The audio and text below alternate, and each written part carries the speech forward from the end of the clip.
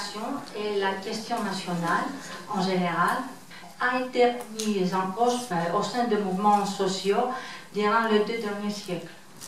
La bourgeoisie n'était jamais à l'aise avec la question de la nation et de la souveraineté nationale. C'était dans les textes d'Homère qu'apparaît pour la première fois les conseils de la nation. Le poète d'Homère, c'est l'éloge du souhait, du désir de l'homme de retourner à son pays natal. Et c'est Homère qui nous parle du jour du retour. C'est Homère qui nous dit que la punition extrême, la pire, que les dieux peuvent imposer aux hommes, c'est de leur faire oublier leur patrie. C'est ce qui a fait le dieu Soleil quand les compagnons d'Ulysse ont tué ce bœuf. Donc à l'époque d'Homère, on était encore à l'époque où il y avait les gènes, la société organisée en fratrie. Donc avec la démocratie antique, il y a un nouveau élément qui est introduit à la notion de la... Ceux qui n'ont pas de droit n'ont pas de patrie. Donc la notion de droit citoyen est liée à la notion de la patrie. Il y avait une différence entre les Grecs et les Asiates qui était autre qui est celle de la différence climatique. En fait.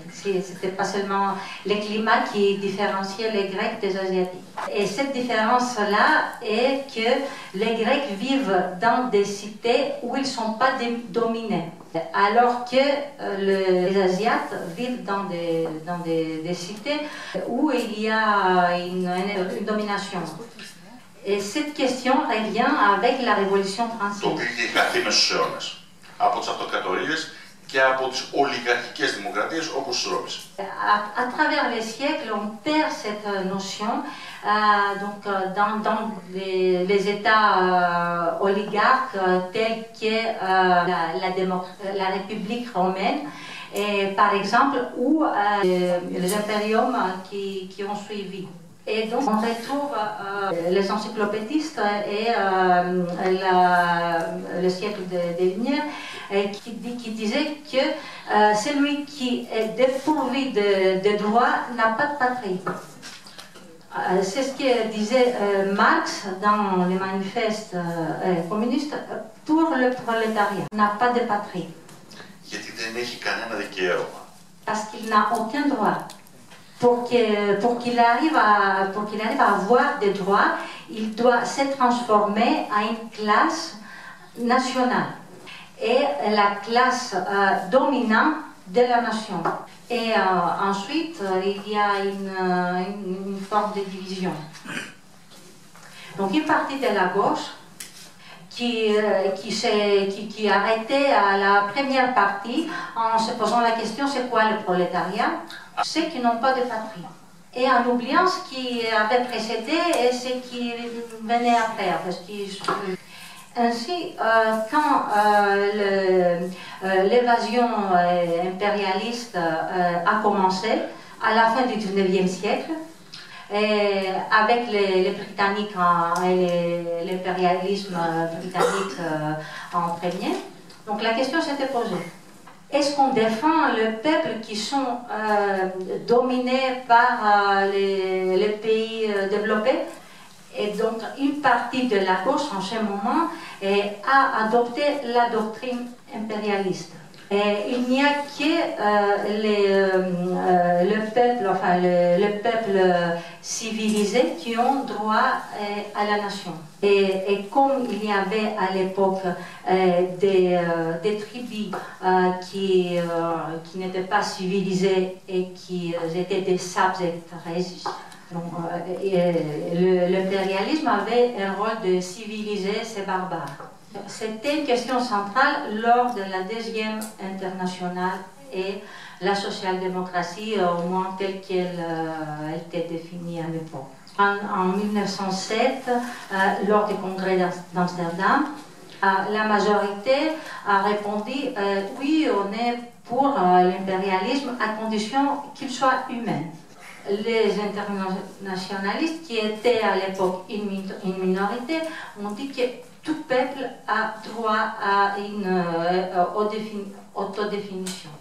Et c'est dans ce moment-là que la question de la détermination nationale est devenue une question principale et d'importance primordiale. C'est en ce moment-là qu'il a été clair pour la première fois que le peuple ou la nation s'est construit sur la base de ces luttes contre la tyrannie. La tyrannie qu'elle vient de l'intérieur, par exemple la monarchie, une dictature, un régime autoritaire, ou venant de l'extérieur, donc par l'imposition de l'impérialisme. C'est pour ça que les esprits qui étaient dans l'avant-garde, les révolutionnaires de premier degré à l'époque, premier ordre, quand ils ont posé la question, si par exemple le sultan du Maroc fait la guerre à France, on va s'allier à qui en fait? On va être pour qui en fait? La position des internationalistes était pour le sultan du Maroc. Car les régimes impérialistes, donc les régimes pour la conquête de l'hégémonie, plus dangereux et en mesure de créer plus de conflits et plus de guerres que tous les sultans du monde. C'est ce qui se passe aujourd'hui. Donc l'impérialisme a posé en pratique le fait qu'on n'a plus besoin de nations, car on n'a pas besoin de nations alors qu'on n'a pas besoin de peuple. Et si la nation, l'impérialisme, ça ne lui pose pas de problème, une définition de la nation en termes de métaphysique. Si on perçoit la nation d'une manière similaire à celle d'Hitler.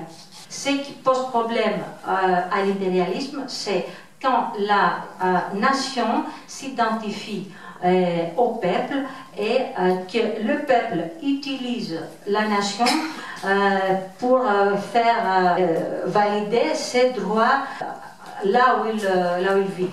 Donc l'impérialisme ça ne lui pose pas de problème à toutes sortes de clivages sociaux. Il n'est pas contre, quand par exemple il utilise cet argument en disant que les nations provoquent le clivage de l'humanité. Donc il veut mettre en place un clivage encore plus poussé de l'humanité, celui du clivage à des individus. C'est la notion d'être différent telle qu'elle est définie au sein de l'impérialisme. Donc la différence et la diversité. Donc pour l'impérialisme, il n'y a aucun souci quand on fait la distinction entre l'hétérosexuel et l'homosexuel. Ou quand les musulmans tuent les chrétiens ou l'inverse. L'un se tourne contre l'autre en fait. S'oppose à l'autre. Le néolibéralisme nous dit c'est ça la vie. Sauf que ce type de distinction, c'est de la zoologie sociale. Ce qui différencie l'homme à l'animal, c'est premièrement la sédentarisation. Certes, Homère parlait de nations de différents animaux en fait. Dans la mythologie grecque, il y a un mythe, celui d'Anthéos, qui était invincible tant qu'il avait ses pieds sur sa terre natale. Jusqu'à ce qu'il y ait eu Hercule qui l'a soulevé, donc il a perdu le contact avec la terre et du coup il n'était plus invincible, il l'a étranglé. Montrez-moi un mouvement social depuis le début de l'histoire qui ne défend pas son pays, sa terre natale, et qui a vaincu. À l'époque de l'esclavage, il y a eu un seul exemple de mouvement d'esclaves qui a vaincu. Un seul. Donc c'était la guerre des Messiniens contre les Spartiates. Les Messiniens étaient des esclaves spartiates. Et Et donc, ils ont vaincu en défendant leurs droits à leur propre terre, à leur propre détermination. Et c'est ainsi qu'ils ont vaincu une des grandes forces de l'Antiquité grecque. Il n'y a pas de mouvement politique dans l'histoire de l'humanité. Même les mouvements qu'on a connus durant l'entre-deux-guerres, qui ont tenté le saut vers l'utopie tel qu'il était défini par Thomas More, sans qu'ils partent du principe rudimentaire: cette terre m'appartient. Appartient à qui? À moi qui travaille cette terre. Et du moment où la terre m'appartient, l'État et le pouvoir m'appartiennent aussi. Et du moment où le pouvoir m'appartient, le moyen de production m'appartient aussi. Et du moment où le moyen de production m'appartient, le produit de mon travail m'appartient aussi. C'est sur cette base simple qui repose les plus grandes révolutions dans l'histoire. Et pourquoi cela devrait changer aujourd'hui? Aujourd'hui, le régime colonial n'a pas de visage impersonnel, donc elle n'est pas le fait d'une domination qui vient par un État. Oui, on utilise la notion de l'État, mais le colonialisme, c'est le résultat des marchés, des rapports financiers. C'est pour ça qu'il n'y a pas de nation, de peuple qui appartient à des nations dominataires, colonialistes, et de nations colonisées. Tous les peuples sont menacés par cette forme de colonisation. C'est dans ce sens-là que ça se passe aujourd'hui, c'est ce qui se passe au sein de l'Union européenne et de ce qu'on appelle l'intégration des marchés. C'est lui qui n'accepte pas aujourd'hui que la question patriotique, la question de la nation est la question principale, il est de l'autre côté.